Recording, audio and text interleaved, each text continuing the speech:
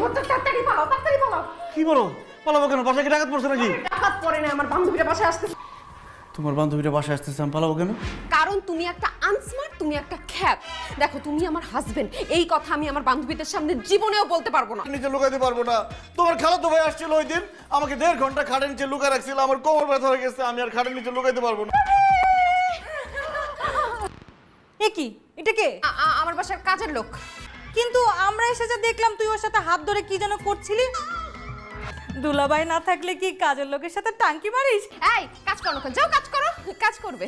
কাজের ছেলে কাজ করতে যাবে না? সকাল সন্ধ্যা ঝাড়ু দিয়ে পিটাতে পারিস না? এই তুই দাঁড়াছিস কেন? যা, নইলে কিন্তু থাপড়া একদম গাল দাও ফালা দিন। এ বলা থাপড়া তোর গালের দাঁত আমি ফেলামু। তুই জানোস আমি কে? তুই কে? আমি আপনাদের বান্ধবীর জামাই কাশেম মণ্ডল।